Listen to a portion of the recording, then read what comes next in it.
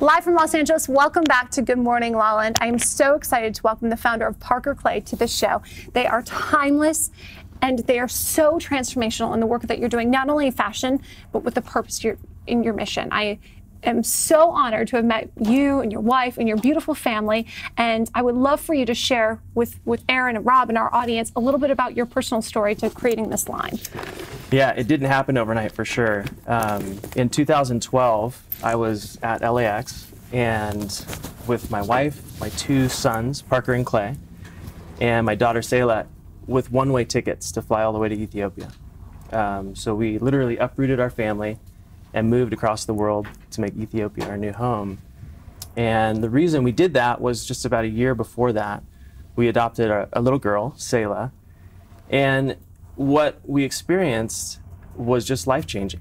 What we thought about Ethiopia was really like back from the cover of Time magazine from 1987. This woman, a starving child, famine, poverty. And yet what we experienced was so much different. This beautiful country, beautiful people. And that led us to moving there in a way that we just didn't expect. And it was really at the heart of it was where people had seen problems, we saw potential.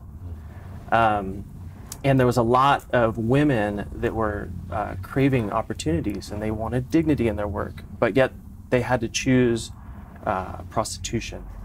Or a lot of these women were getting involved and pulled into trafficking within the country and around the world. And so oftentimes we hear big statistics, right? So in Ethiopia, 4.6 million children are orphaned.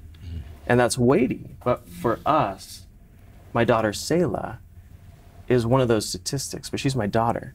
And so I think when we move beyond a nameless and faceless statistic, and when you can hold, like when I can hold my little girl, it compels me in a completely different way. Well, I thought it was so interesting too when I had read in your bio that you had bought a beautiful bag for your wife. Yeah. And that was part of the turning point where you realized the potential that was there, the ability you had specifically as an individual with your skills and your talent and your wives to be able to empower these women so they didn't have to choose a life of prostitution. Right. They could choose to be working women and build these great bags. I mean, it's an incredible product. It's an incredible journey, really. I'm so inspired.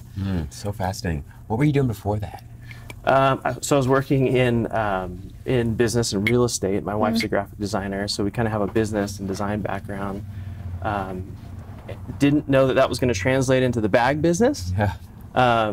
But why not? Why not, really? Well, and that was the thing, is when we lived there, I found this bag because I was shopping for my wife for her birthday. And I was just shocked that I found this bag, and I didn't think it was from Ethiopia. And so as we did more research, we found out this bag was not only made in Ethiopia, but the material was sourced and everything was from Ethiopia. So I went to a tannery and I see them loading a shipping container with rolls of leather. And I'm thinking, where is this going? And he tells me, that's going to Italy. And so in that moment, I'm thinking, if this leather is good enough to go to Europe and Italy and be used by high fashion brands, why wouldn't not stay in Ethiopia, create jobs, and make the same beautiful products that are made in Europe? So speaking of, so tell us a little bit about the bags and how they actually benefit Ethiopia and that community there. Right, so in the capital city of Addis Ababa, it's estimated there's 150,000 women working in prostitution. And a lot of these women are some of the most brave, courageous women I've ever met. And they are, again, craving opportunity. They want dignity. They want to send their kids to school. And so the issue is that there's a lack of opportunity for them. And what we saw with the beautiful material, the leather that's sourced, Ethiopia is one of the largest livestock populations in the world. And so it's really the connection of being able to design and make a beautiful product that the world would consume and love, but while creating jobs and creating opportunities. So it's through, really for a lot of years, Ethiopia has been a destination for aid. And we believe that the transition into a destination for trade. So business is actually very transformational in terms of impacting lives. How many jobs have you created? So this year we opened our second factory there, and we now have over 60 jobs. So 60 employees, 80% of whom are women. And I love that fact because women reinvest 90% of their incomes back into their families and communities. That's so beautiful. So you've got this line of incredible products. Tell us about all the bags we're seeing, the exclusives. Yeah, They're gorgeous. So it really ranges from, we've got big weekender bags. We've done a collaboration. We did a collaboration with Mandy Moore, which we did a little crossbody hobo style bag. We've got a lot of classic totes and backpacks like the one you've got next to you. How chic is this? Yeah. That's the quality is super fun. incredible. It is. It's really incredible leather. Yeah, and what we felt was important was often people feel like if it's made in a place like Ethiopia, you might feel like you need a compromise. You're helping people, but maybe you think the style would be sacrificed a little bit. And I absolutely believe that you do not need to compromise on the quality and style that we love, but also when you value the people behind the product, it's just mind-blowing what you can do. I love that. So where can people find you? How can they get the bags? Yeah, so we're based in Santa Barbara, so just up the road. Oh, I love Santa Barbara. You can come visit. Yeah, are you? Awesome. And so we have a little shop headquartered in Santa Barbara, and then we also sell on our website, parkerclay.com.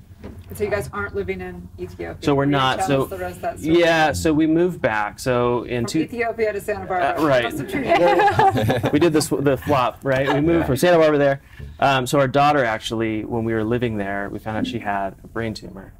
And so we had to move back to get her medical attention. But it's actually turned out to be an amazing blessing for us to be home, to get her the treatment that she needs. And it's also allowed our business, it'd be harder to interview with you guys on Skype or, Totally. to be here in person to share our story and further that. So Thank you so much. And you've got a great promo code you get to share with our audience for our holiday gift shopping. yeah, so it's not too late. LaLa Land 20. 20% off site-wide. You guys can go on there and check that out. Thank you very much, Ian. Thank you, guys. Stay tuned. We'll be back with more on Good Morning La La Land.